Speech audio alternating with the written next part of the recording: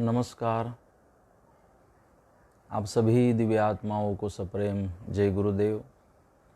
सबके हृदय में विराजमान चैतन्य स्वरूप से विराजमान परम कृपालु परमात्मा को मैं प्रणाम करता हूँ और परम कृपालु परमात्मा की कृपा से हमारे सद्गुरुदेव गुरुदेव संत महात्मा हमारे पूर्वज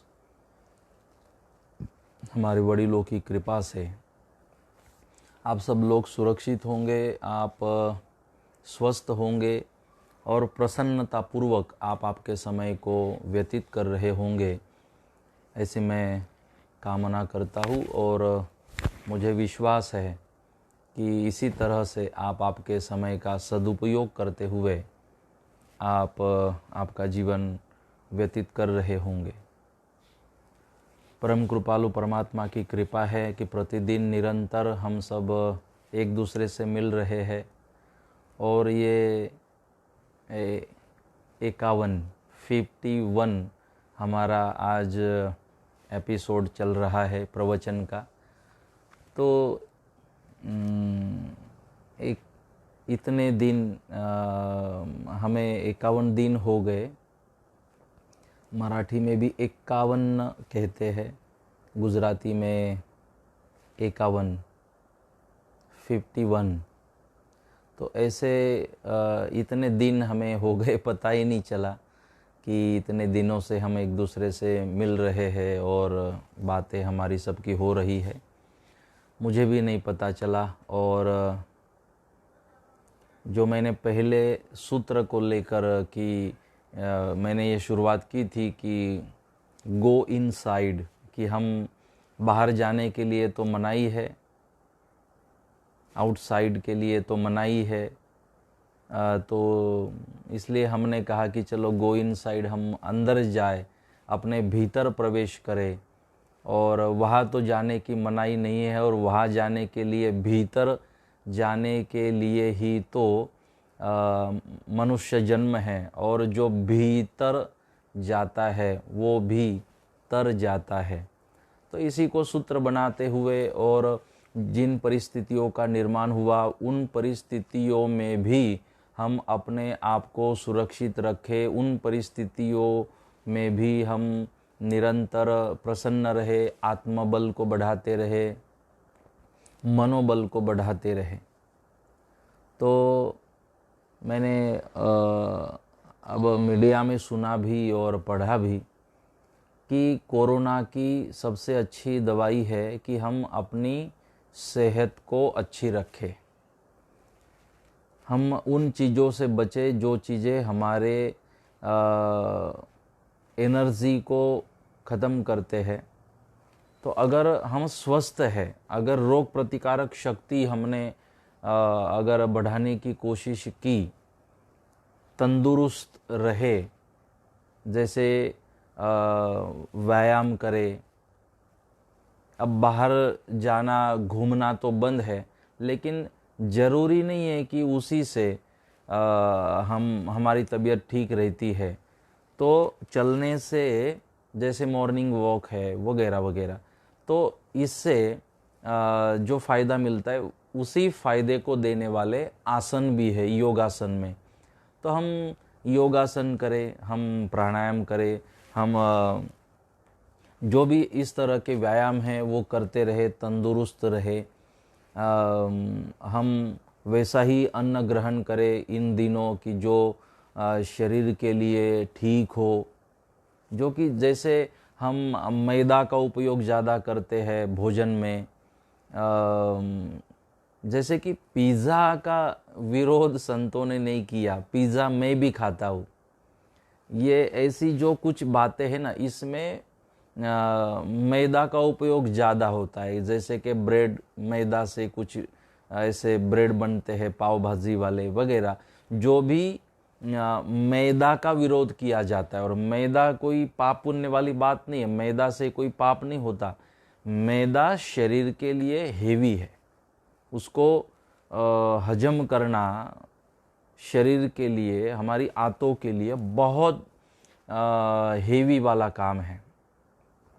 तो इसीलिए कभी अगर कुछ दिनों के बाद अगर आप मैदा वाली कोई आप पदार्थ मैदे वाला अगर खाते हो तो वो अलग बात है, लेकिन निरंतर मैदा का उपयोग करना और ऐसी कुछ बातें हैं जिनका उपयोग अगर हम करते हैं तो वो शरीर के लिए उसको पचाने में ही शरीर की बहुत सारी ताकत चली जाती है। कहने का मेरा तात्पर्य इतना ही है, आप समझदार हो, आप सब जानते हो, या तो मैं जो कह रहा हूँ, अब बहुत बड़ी एक यूनिवर्सिटी है, व्हाट्सएप यूनिवर्सिटी, तो इस व्हाट्सएप वाले इस पुराण में, व्हाट्सएप वाले इस यूनिवर्सिटी में तो ये सारी जानकारी आपको मिलती है, फेसबुक में मिलती है। तो इसका उपयोग करें, और कुछ बातें ठीक होती है समझने जैसी। तो हम अपने तबीयत को जितनी अच्छी रख सके उतनी अच्छी रखने की कोशिश करें। यही कोरोना से बचने का रास्ता है।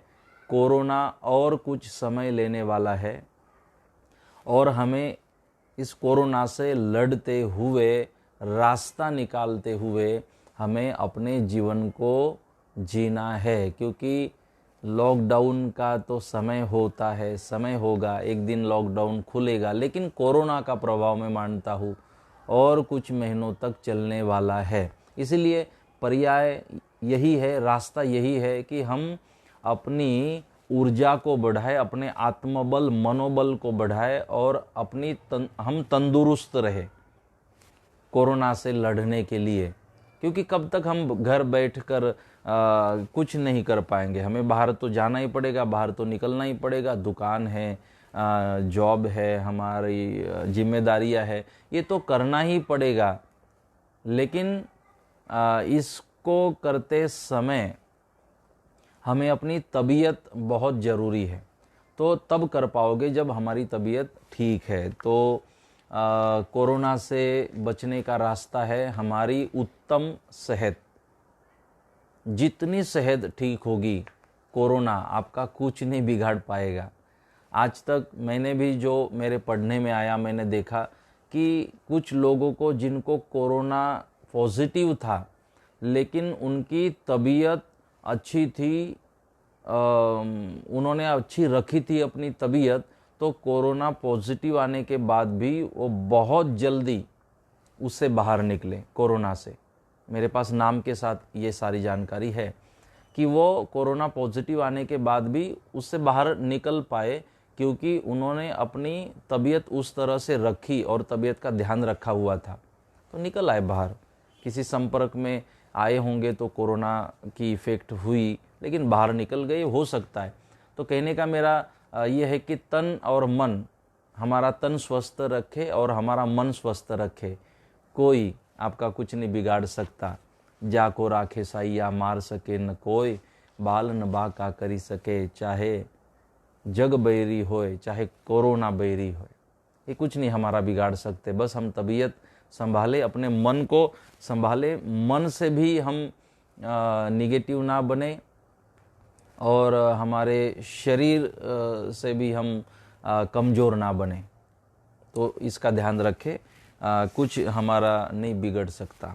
तो हम मन और ज्ञान को आधार बनाकर, संतों की वाणी को, सद्गुरुदेव के इस उपदेश को आधार बनाकर अपने जीवन को, जिम्मेदारियों को समझने की और ईमानदारी से जीने की, जो समय भगवान ने दिया उस एक एक पल को जीने की, किस तरह जीना है, इसकी हम चर्चा यहाँ पर कर रहे हैं। क्योंकि गया हुआ पल वापस नहीं आता, आने वाला पल जाने वाला है। तो ये जाता है, लेकिन अब जो पल निकल गया वो हमारे हाथों में नहीं है, और जो आने वाला पल है वो भी हमारे हाथों में नहीं है। लेकिन जिस पल हम जी रहे हैं वो ज़रूर हमारे हाथों में है। उसे कैसे जिया जाए वो ज़रूर हमारे हाथों में है। हम वही करें, हम उसकी कोशिश करें जो हमारे हाथों में है। क्योंकि इसी को जीवन कहा गया। जो समय बीत गया और जो समय आने वाला है वो हमारे हाथों में नहीं है, लेकिन जिस समय हम जी रहे हैं वो समय ज़रूर हमारे हाथों में, उसको जीवन कहा गया। तो इस समय का सदुपयोग करने की हम यहाँ पर कोशिश कर रहे हैं। तो 16वें पंचकड़ी की हम चर्चा कर रहे हैं और मुझे थोड़ा आज समय आपके सामने उपस्थित रहने में हुआ। आज गुरुवार और मैंने आज से आप सबको एक संकल्प भी दिया है और जब तक मैं यहाँ आया तो मैंने देखा कि ट्यून बज रही थी, जब जब देखा तो फ़ोटो मेरे ऊपर आ रही थी शिक्षापत्री की और बहुत बढ़िया आप सब ने आनंद किया। और कई घरों में मैंने देखा, कुछ वीडियो भी मेरे पास आए, इतने बस एक 5 मिनट के समय में इतने सारे फ़ोटो और वीडियो मेरे ऊपर आए, मुझे बहुत खुशी है। तो मैंने जो आज YouTube में मैंने अपलोड किया और फेसबुक में भी एक वीडियो जिसमें मैंने खुद गाया, क्योंकि महाराष्ट्र में थोड़ी ज़्यादा तकलीफ़ हो रही थी, क्योंकि मराठी शिक्षापत्री जो है जगन्नाथ महाराज ने जिसका चिंतन किया और उसका अनुवाद भी मराठी में लिखा है, तो उसमें 3 अलग अलग इसमें उसको बांटा है शिक्षापत्री को। पहले तो प्रस्तावना के उन्होंने श्लोक अलग किए, फिर उन्होंने 100 नियम अलग किए और फिर उपसंहार उन्होंने बाद में अलग किया। तो यहाँ मराठी में जो शिक्षापत्री उन्होंने बनाई तो अलग 3 पार्ट में बनवाई, तो उसको सद्भक्तों को समझने के लिए है श्लोक यही, इन्हीं श्लोकों को 3 अलग अलग इसमें उन्होंने बांटा है और बहुत अच्छे ढंग से समझाने के लिए। जब मैं प्रवचन करता हूँ तो मराठी शिक्षापत्री का उपयोग करता हूँ। गाने के लिए जो हमारी गुजराती शिक्षापत्री है जिसमें खाली श्लोक है 100, तो गाने के लिए वो ठीक है, इसके लिए मैंने वो आपको सबको भेजी। तो जब समझना हो तो उसका उपयोग करें। तो मराठी में थोड़ा गाने में थोड़ी तकलीफ हो रही थी, लेकिन बहुत सारे हमारे मराठी भाइयों ने और हिंदी भाइयों ने भी इसको गाया। अब ये है तो गुजराती, हमने लिपि मराठी की, लिपि इंग्लिश की, लिपि हिंदी की, लेकिन है तो मूल गुजराती। तो गुजरात वाले तो शायद समझ रहे हैं शिक्षापत्री, लेकिन मराठी और हमारे हिंदी भाइयों ने जो गाया वो भाव से गाया कि महाराज ने कहा है और अपने सद्गुरु की वाणी गानी चाहिए। तो इसके ऊपर भी मैं धीरे धीरे चर्चा करूँगा। तो मुझे बहुत प्रसन्नता है, कई घरों में मैंने जो YouTube में रखा तो वो टीवी में लगाया, कनेक्ट किया टीवी के साथ, टीवी में चलाया और पूरे परिवार ने मेरे साथ टीवी में चलाकर शिक्षापत्री का गान किया। तो मैंने कहा चलो हमारी मेहनत वसूल है और अच्छा लगा, और इसीलिए हमने उस वीडियो को आज इमरजेंसी में बनवाया भी। और पता नहीं आज ही हमारा नेट पैक ख़त्म हो गया, आज नेट ढीला चल रहा था, तो 5 साढ़े 5 बजे तक दोपहर में 2 बजे से लगे थे, अपलोड ही नहीं हो रहा था। फिर थोड़ा रास्ता निकला, अपलोड हुआ, समय से पहले पहले उपयोग में आया।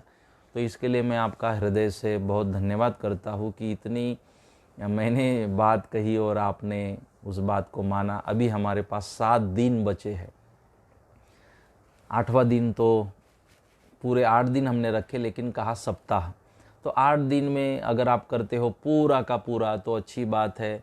मुझे पता है कुछ लोगों को धीरे धीरे पता चलेगा, कुछ 7 दिन होगा, कुछ 6 दिन होगा, कुछ 5 दिन होगा, 1 दिन का भी होता है लाखों लोगों में, तो मेरे लिए काफ़ी है। बहुत प्रसन्नता की बात है आपके दिए हुए इस सहयोग के लिए। और ये उत्साह इतना मैंने देखा, फ़ोटो में दिख रहा था, पूरा परिवार साथ में बैठकर गा रहा है, हृदय गदगद हुआ, मन भर आया। और उसी गदगद हृदय से मैं भगवान को प्रार्थना करता हूँ, परमात्मा आप सबका भला करे, आपका मंगल करे और आपकी मनोकामनाएं पूर्ण करे, हमेशा आपके ऊपर कृपा परमात्मा बनाए रखे।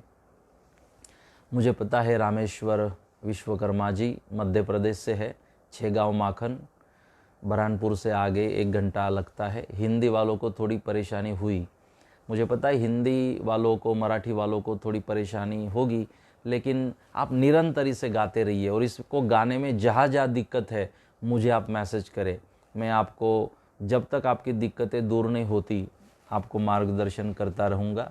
मेरा काम ही है दिक्कतों को हटाना और आपका रास्ता क्लियर करना, लेकिन गाना जरूर है। हम इसे मराठी हिंदी में नहीं बना सकते, न बनानी चाहिए। इसका अनुवाद जरूर मैं हिंदी मराठी में तो हमारे गुरुदेव ने किया, मैं बहुत जल्द हिंदी में इसका अनुवाद आपको भेजता हूँ। तो मराठी हिंदी में श्लोक हम नहीं बना सकते, न बनाने चाहिए, क्योंकि उनकी वाणी जितना हृदय भर आता है उस वाणी को गाने में, गुजराती में जो है, उतना हृदय मराठी में मैं बनवाऊंगा तो भी हिंदी में भी गदगद नहीं होगा हृदय, क्योंकि वो उनके शब्द है, उनके वाणी से निकले हुए वो शब्द वो मोती के समान है। तो मैं ज़रूर जहाँ जहाँ आपको दिक्कतें आएगी मैं आपको मार्गदर्शन करता रहूँगा। और बहुत आपको धन्यवाद। जहाँ दिक्कतें आएगी मराठी और हिंदी भाइयों को मुझे आप मैसेज करें और पूछते रहे, कोई शब्द अगर कहा अटकता है तो मुझे पूछते रहे।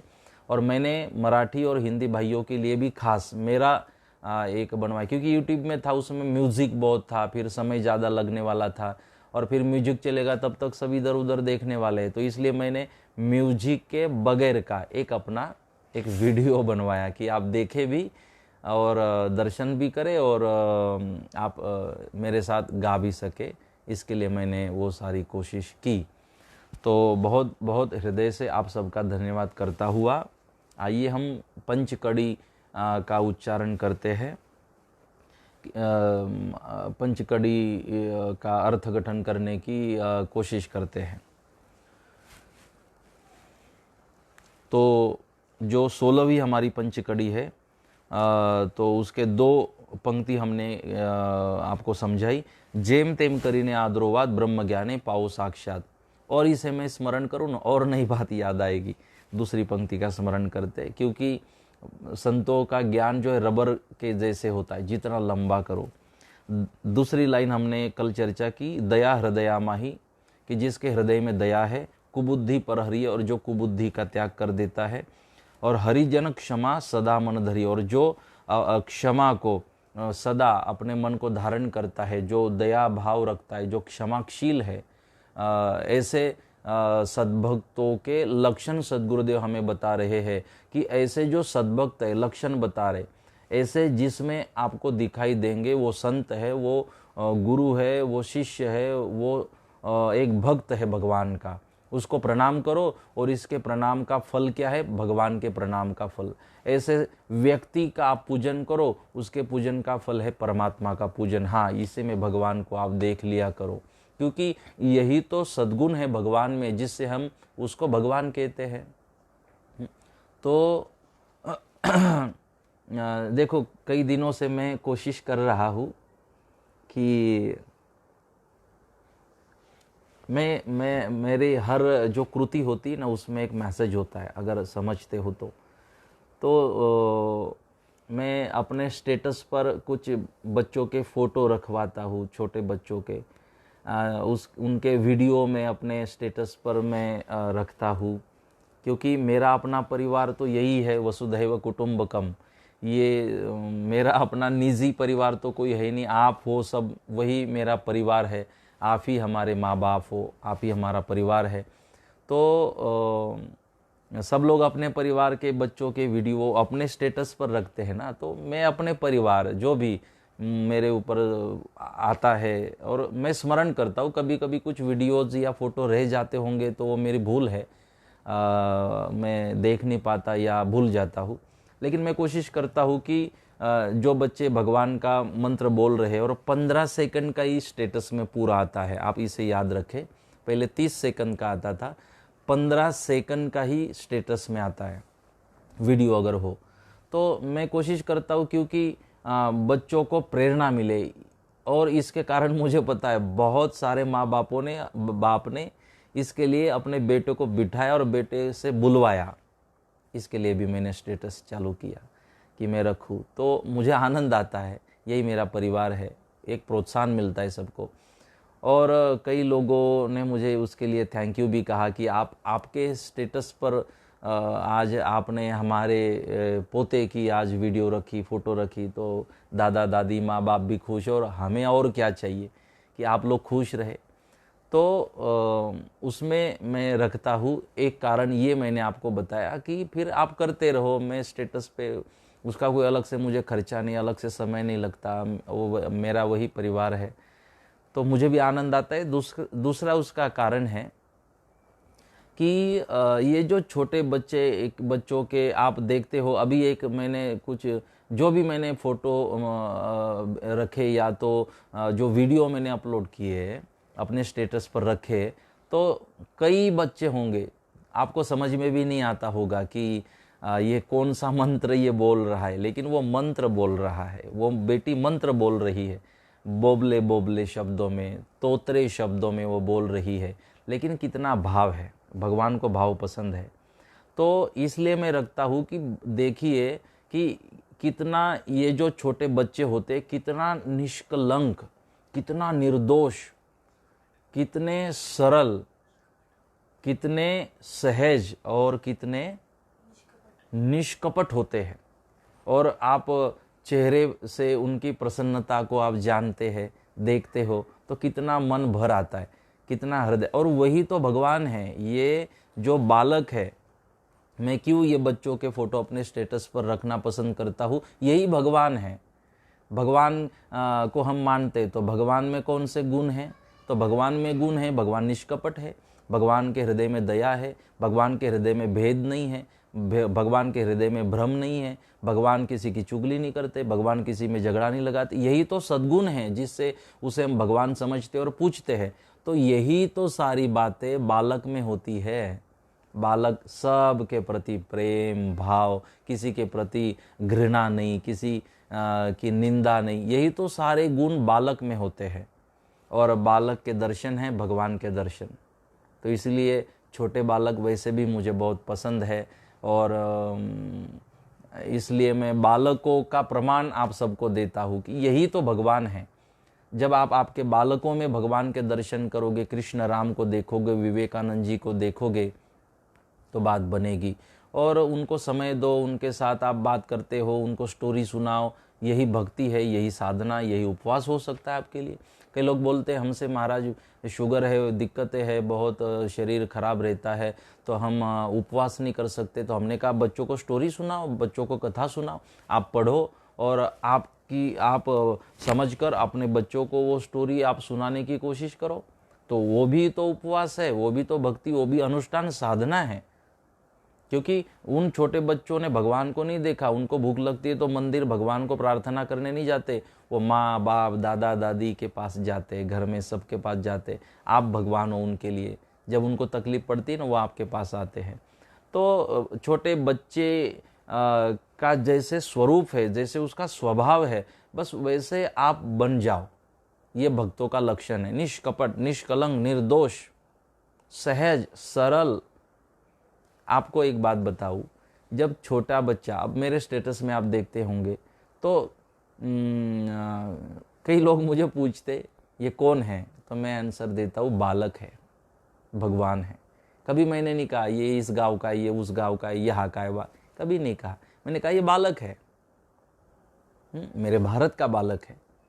तो कई लोगों को लगता होगा कि इसलिए शायद पूछते हैं कि मैंने अपने स्टेटस पर रखा तो मेरे कुछ परिवार है और मेरे परिवार में से कोई होगा, ऐसे नहीं है। मेरा ये सारा मेरा सतपंथ परिवार, ये पूरा विश्व मेरा परिवार है, ये पूरा भारत मेरा परिवार है।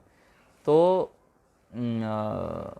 ये हम छोटे बच्चे बन जाए, बस छोटे बच्चे बन जाए, मतलब कि वैसा अपना भाव बना लो और वो भगवान को प्रिय है। हम बचपन में जैसे थे ना, कैसे सरल थे, निष्कपट थे, निर्दोष थे, बस वैसे बनकर हमें अपने जीवन को, स्वभाव की बात बता रहा हूँ, जीना चाहिए। अब देखो, छोटे बच्चे, कोई भी बच्चा हो, आप जानते हो नहीं जानते हो, लेकिन अगर वो छोटा बालक मुस्कुराता है तो आप भी मुस्कुराते हो, आपके हृदय को आनंद मिलता है। कोई भी बच्चा हो, आपके हृदय को आनंद मिलता है, उसकी मुस्कुराहट आपको आकर्षित करती है, प्रसन्न करती है। लेकिन कोई बड़ा आदमी आपकी ओर देखता है और हंसता है तो आपको डाउट होता है, आपको संशय होता है। तो छोटे बच्चे के हंसी से संशय नहीं होता, लेकिन बड़ों के मुस्कुराने से संशय होता है कि ये क्यों हंस रहा है।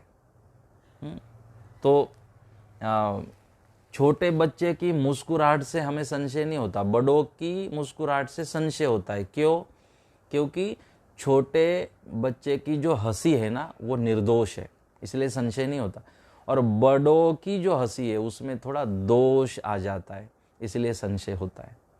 तो हम भक्तों का मैं प्रमाण बता रहा हूँ। जैसे बालक है, छोटे से बालक, तो वो उनकी हंसी हमें पसंद आती है, उनके साथ खेलना पसंद आता है।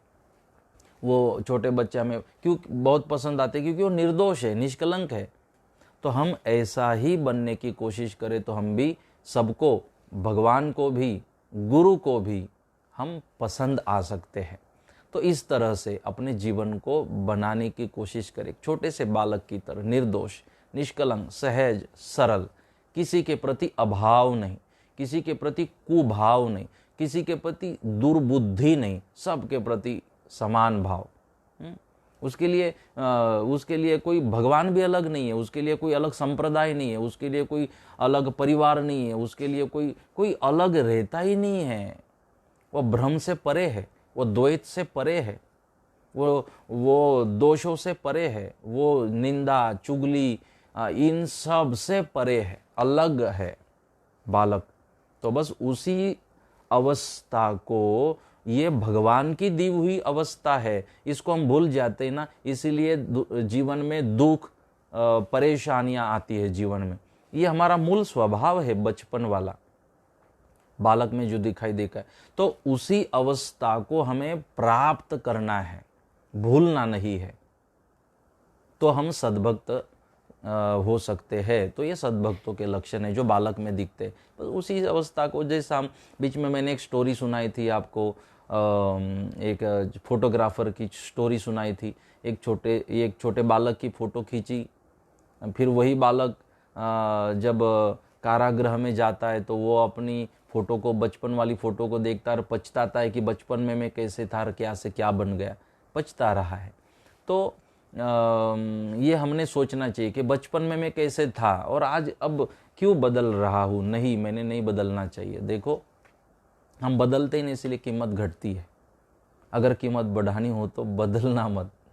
जैसे दूध से दही बना, कीमत बढ़ी, दही से बटर बना, माखन, कीमत और बढ़ी, और मक्खन से घी बना और कीमत बढ़ी।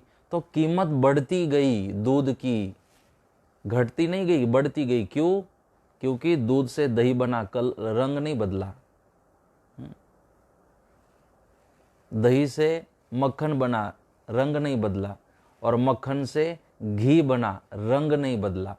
और रंग नहीं बदला, अपने आप के रंग को बदलने नहीं दिया, इसलिए कीमत बढ़ती गई। इसी तरह हम भी अगर बदल जाएंगे तो कीमत घटती जाएगी। हम जैसे थे बचपन में, निर्दोष, बस उस रंग को, जो भगवान ने रंग रंगाया है ना, उसको निकलने मत देना, उसी रंग में रंग जाने की कोशिश करना।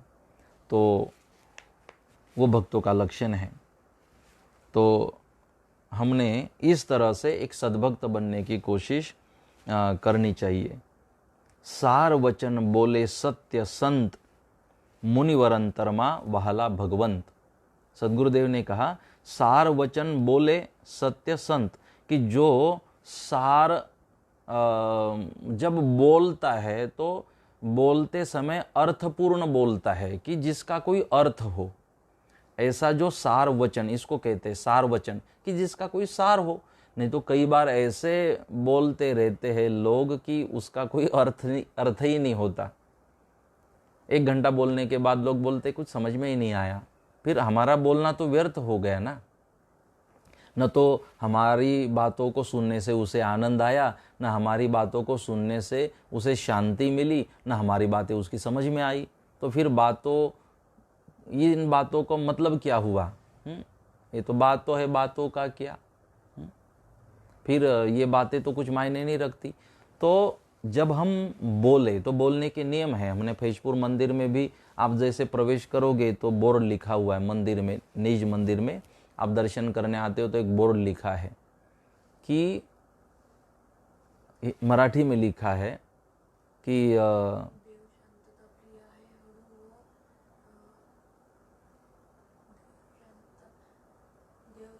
हमने मराठी में लिखा है कि हळू आणि प्रिय बोला, देव शांतता प्रिय है। आप वहाँ आए हो तो भगवान की प्रसन्नता के लिए आए हो ना मंदिर में, तो वहाँ क्या होना चाहिए कि मैं अपने भगवान को प्रसन्न करने हेतु मैं आया हूँ मंदिर, मैं अपने भगवान को प्रणाम करना चाहता हूँ, मैं अपने भगवान को प्रसन्न करना चाहता हूँ, मैं अपने भगवान की कृपा प्राप्त करना चाहता हूँ। तो भगवान की प्रसन्नता किस में, वो हमें करना पड़ेगा ना। तो पहली तो भगवान की प्रसन्नता है कि हम कम बोले और मीठा बोले। हड़ू व कमी बोला, देव शांतता प्रिय है। तो वहां जाके भी हम मंदिर में अगर धमाल करना चालू कर देंगे, ऐसी आवाज कि कोई बेचारा ध्यान लगा रहा हो, कोई माला कर रहा हो, तो हमारी आवाज से हमें भी नुकसान हो रहा है, बगैर काम की चर्चा, और उसे भी नुकसान हो रहा है। ऐसे नहीं होता। तो जब हम मंदिर जाते हैं, मंदिर में जाते हैं, तो वहां हम कम से कम बात करें।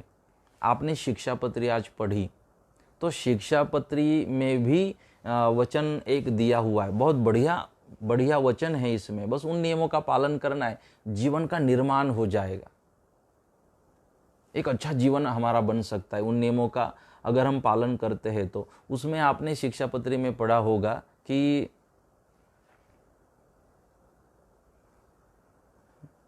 मंदिरमा पर वात न करसो, कि मंदिर में जब हम जाते ना तो पर वात न करसो, कि हम धर्मशाला मतलब मंदिर, जहां जहां धर्मशाला शब्द आया होगा, धर्म की शाला, जहां धर्म का ज्ञान मिलता है, धर्म के सूत्र मिलते हैं, उसे धर्मशाला कहा गया। तो ऐसे अगर हम धर्मशाला में जाते हैं, जब हम मंदिर में जाते हैं, तो आपने पढ़ी होगी एक लाइन, आज एक पंक्ति पढ़ी होगी कि मंदिर मा पर वात न करशो, कि जब हम मंदिर जाते तो पर औरों की बात ही मत करना, वो दोष कहा जाता है। अब हम मंदिर में जब जाते हैं ना, तो इतने दोष हम इन इतने दोषों के साथ जाते हैं, जाने के बाद इतने हम दोष करते हैं, हम गलतियां करते हैं, और अपेक्षा रखते हैं कि भगवान हमारी ऊपर प्रसन्न हो जाए और हमारे ऊपर कृपा करे। नहीं हो सकता। हम जब तक भगवान के कृपा के पात्र नहीं बनते, प्रसन्नता के योग्य नहीं बनते, कैसी प्रसन्नता होगी भगवान की।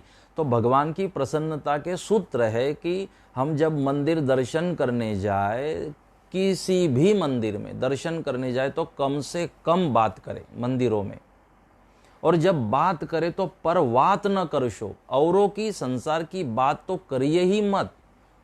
इसलिए मैंने नामस्मरण के समूह बनवाए आपके, क्योंकि एक समूह तो ऐसा बने जहां आप धर्म की बात करें, जहां आप नामस्मरण की बात करें। बहुत पूछ लेते हो एक दूसरे को, केम छो, केवू छे, क्या छो, केवू छे, कैसे हो, कहाँ हो, क्या कर रहे हो, खाना खाया नहीं खाया, खाया तो क्या खाया, आज ये क्यों खाया, हमने तो आज ये बहुत बातें होती है।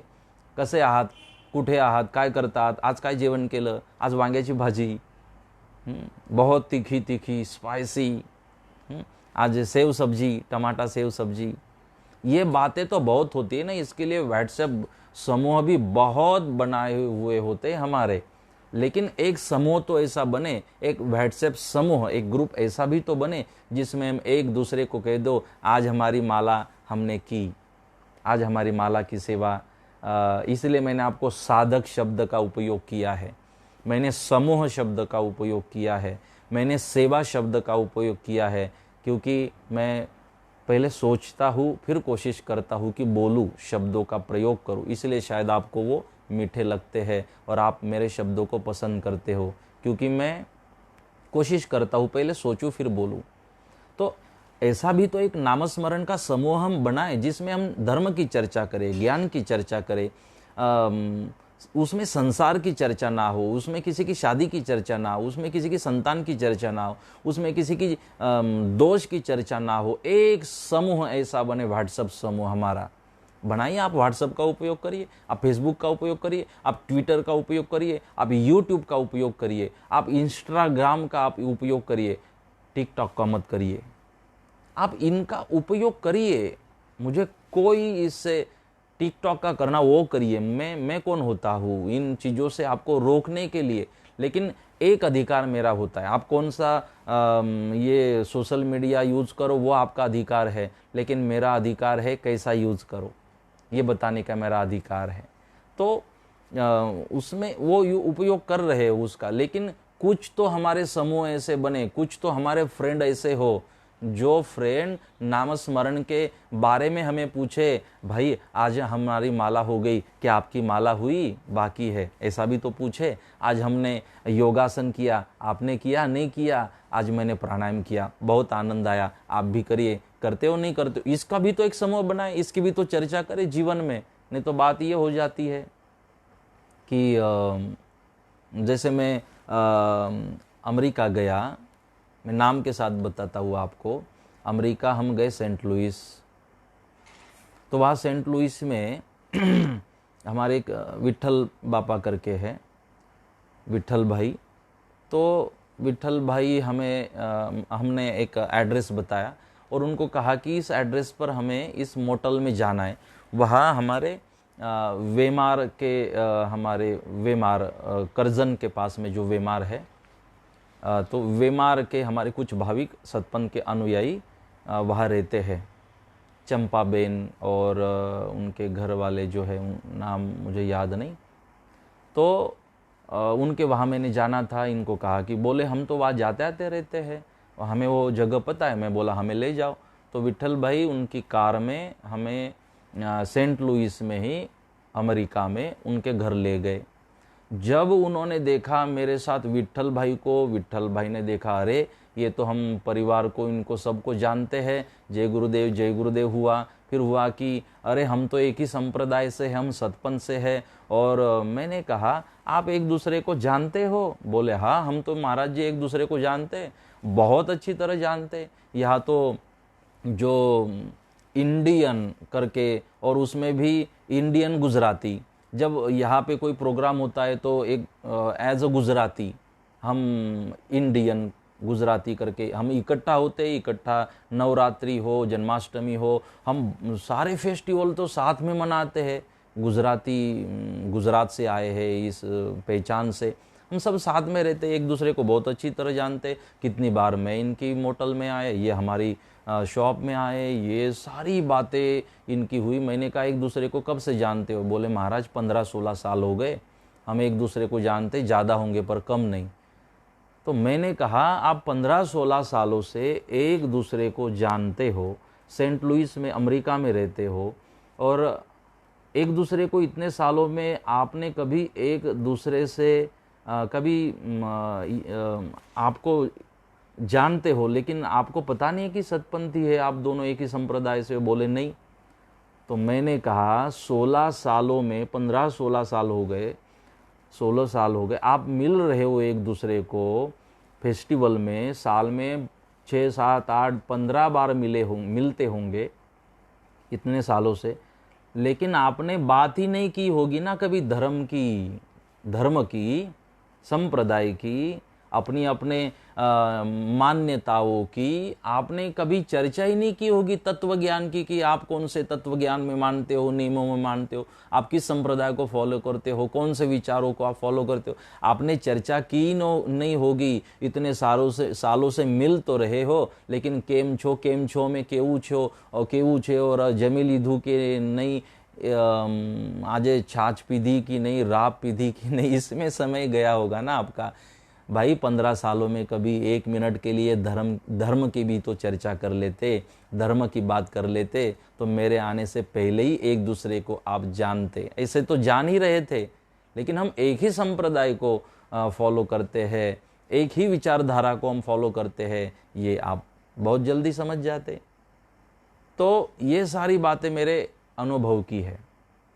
हम संसार की चर्चा तो कर लेते हैं, लेकिन कभी भगवान की चर्चा करना भूल जाते हैं, अध्यात्म की चर्चा नहीं करते। तो मैं आपको समझा रहा हूँ कि एक समूह ऐसा बने, एक हमारा फ्रेंड सर्कल ऐसा बने कि जहाँ हम नामस्मरण की बात करें, प्राणायाम की बात करें, योगासन की बात करें, तंदुरुस्ती की चर्चा करें, हमारी तंदुरुस्ती किस तरह बनी रहेगी, उसमें आयुर्वेद की हम चर्चा एक दूसरे से करते रहे, हम एक दूसरे के मन स्वास्थ्य आत्मबल मनोबल बढ़ाने की चर्चा करते रहे, हम उसमें भगवान श्री राम के चरित्र की जो कुछ स्टोरी है, जो भगवान श्री कृष्ण की अच्छी अच्छी बातें, तो आध्यात्मिक कोई शादी ब्याह, कोई हैप्पी बर्थडे नहीं, कोई हैप्पी एनिवर्सरी नहीं, किसी की श्रद्धांजलि नहीं, और किसी को गुड मॉर्निंग नहीं, और किसी को गुड नाइट नहीं। ये इससे ऊपर तो उठो, आप आनंद तो करो। और कुछ बहुत है, गुड नाइट गुड मॉर्निंग से और भी बहुत अच्छी बातें जीवन में है एक दूसरे को पूछने के लिए। ये हैप्पी बर्थडे बस इसमें ही रहता है। हैप्पी बर्थडे ठीक है, आप किसी को शुभकामनाएं दे रहे हो तो खाली शुभकामना देकर तो उसकी आप एक दिन में उसको शुभकामना क्यों देते हो? प्रतिदिन उसको शुभकामनाओं दो ना, आप अच्छे विचार दो, ये आप उसके लिए शुभकामनाएं दे सकते हो। तो एक समूह, एक हमारा मित्र परिवार ऐसा बने जहाँ धर्म और धर्म, सकारात्मक बातें, सकारात्मक बात, एक उसमें नेगेटिव बात ना हो जो हम इलेक्ट्रॉनिक और प्रिंट मीडिया, ये इलेक्ट्रॉनिक प्रिंट मीडिया में सुनते पढ़ते हैं, एक भी बात ना, ऐसा तो एक समूह बने। इसीलिए मैंने आपके समूह बनाए हुए हैं, ये समूह परमानेंट कर दीजिए, और इन समूह में बस नाम की चर्चा करें, इसमें ज्ञान की चर्चा करें। आध्यात्मिक चर्चा के अलावा आपके ग्रुप में न किसी के शादी, न किसी का हैप्पी बर्थडे, न किसी की श्रद्धांजलि। मुझे वैसे भी श्रद्धांजलि का मैसेज भेजना जाहिर में पसंद नहीं है। मैं किसी को, आपने देखा होगा, मैं विनम्र श्रद्धांजलि नहीं किसी को भेजता हूँ। भेजूंगा तो मैं उस व्यक्ति के घर में, मैं उस व्यक्ति को अपनी श्रद्धांजलि उसके पर्सनल नंबर पर भेजता हूँ। कोशिश करता हूँ समय है तो मैं वीडियो भेजूँ, ऑडियो भेजूँ, कम से कम मैसेज भेजूँ, टेक्स्ट मैसेज। ये मेरी कोशिश होती है उस व्यक्ति को, उस परिवार को। जाहिर में श्रद्धांजलि की वैसे भी कोई ज़रूरत ही नहीं होती है, तो हैप्पी बर्थडे कहना उस व्यक्ति को पर्सनल, आप ये आपको सीखना पड़ेगा, सीखना चाहिए। नहीं तो कई लोग इसमें से लेफ्ट हो जाते हैं, निकल जाते हैं ग्रुप से, आनंद उसमें वो सुकून नहीं मिलता। एक तो शांति वाला ग्रुप बनवाओ, एक तो सुकून वाला बनवाओ, एक तो ऐसा ग्रुप बनो कि अगर एडमिन ने कहा कि निकाल दिया जाएगा तो आपको भय लगने लगे। जैसे मैंने ग्रुप बनवाया एडमिन लोगों का, एडमिन साधकों का, सबका, जिसने जो ग्रुप मैंने ही बनवाया, और मैं ग्रुप अकेला ग्रुप एडमिन हूँ। किसी की हिम्मत नहीं है उसमें कि वो गलत मैसेज भेजे। क्यों? उसके मन में भय है, महाराज जी मुझे निकाल न दे। हाँ, ऐसे ग्रुप बनना चाहिए कि किसी को उसमें से निकलने का मन न हो। कोई और मैसेज नहीं। एक दो साधकों से गलती से आया, बेचारे मुझे पता है डर रहे होंगे, तो मैंने पर्सनल उनको मैसेज भी किया था, तो उन्होंने क्षमा भी चाहिए, गलती से हुआ था। कहने का मेरा तात्पर्य है ऐसे ग्रुप बने जिससे सुकून मिले, जिससे शांति मिले। तो मेरी अपेक्षा यही है। तो हम बात कर रहे थे मंदिर माँ पर बात न कर सो, जो बात सदगुरुदेव मन हर ज्ञान में भी कह रहे हैं, सार वचन बोले सत्य संत, कि सार हम ऐसी बातें करें। मंदिर में तो कम से कम बात करें, धीरे आवाज में बात करें, मीठी आवाज में बात करें। भगवान शांतता प्रिय है, भगवान को शांति प्रिय है। तो जितनी शांति रख सके मंदिरों में, उतनी अपनी ओर से शांत वातावरण को रखने की मंदिरों में जाने के बाद कोशिश करें। तो जो हम जब बोले तो हमारे बोलने का कोई अर्थ होना चाहिए। इस तरह का बोले तो आपके शब्द जो है वो मोती बन सकते हैं, और आपके शब्द सुनने के लिए सबको आनंद आएगा, सब आपको सुनना पसंद करेंगे। मैं चाहता हूँ आपके वचन इस तरह से बने। और सार वचन बोले सत्य संत, जो संत होता है वो जो सार है वही बोलता है, और जब बोलता है तब सत्य ही बोलता है। इसलिए संतों के वचनों को मधुर माना जाता है और सुनने के लिए उसके प्रसन्नता लगती है। मुनिवर अंतरमा वहाला भगवन, और अपने अंतर में उस भगवान के प्रति वहाला मतलब अपनापन, उस भगवान के प्रति निर्माण जो करता है, जो बोलता है, जब सार सार ही बोलता है, अर्थपूर्ण बोलता है, जो सत्य बोलता है और जिसके हृदय में भगवान के प्रति प्रेम है, लगन है, ये भक्तों का लक्षण है। तो हम भक्तों के, संतों के, शिष्य के लक्षण मनहर ज्ञान के माध्यम से सुन रहे हैं। हरिजन हरि चरणे मन मांडे, जो हरिजन होता है वो हरि के चरणों में अपने मन को स्थिर कर देता है।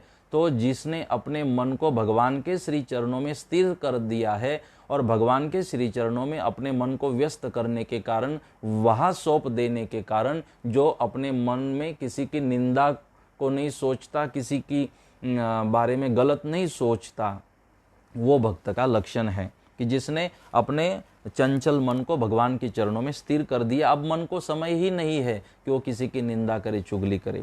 मुनिवर अंतर हरिजन हरिचरणे मन मांडे, जो अपने मांडे मतलब रख दिया, स्थिर कर दिया अपने मन को, वो भक्तों का लक्षण है। अवर कुमार्ग मेली रे छांडे, फिर अवर कुमार्ग में जाने के लिए अब मन के पास समय कहाँ है, गलत सोचने के लिए मन कहाँ है, मन अब व्यस्त हो चुका है। मनश्चेन्न लगने गुरोरघ्रि पद में, अब मैंने अपने मन को भगवान के, गुरुदेव के श्री चरणों में अब व्यस्त कर दिया है। अब कुमार्ग के ऊपर जाने के लिए अलग अलग अब उसके पास कोई समय नहीं है। हर्षने शोक न करे सदाही, पर उपकार करे धरे मुदाही। कितनी बढ़िया बात, जो भगवत गीता में भी भगवान कहते हैं, सम दुख सुख क्षमी मद भक्त समय प्रिय। मुझे वह भक्त प्रिय है जो सुख और दुख में सम रहता है। वही बात मनहर ज्ञान के 5वें पंक्ति में, 16वें पंचकड़ी के 5वें पंक्ति में सदगुरु कह रहे हैं कि हर्ष ने शोक न करे सदाई। जो हर्ष और शोक, जो जैसे कि भगवान श्री राम, पता चला कि राजा बनने वाले हैं तो ज़्यादा खुश नहीं हुए, और जब पता चला कि बनवास जाना है तो शोक नहीं किया। तो ये जो भाव की स्थिति है, इसे कहते हैं साक्षी भाव।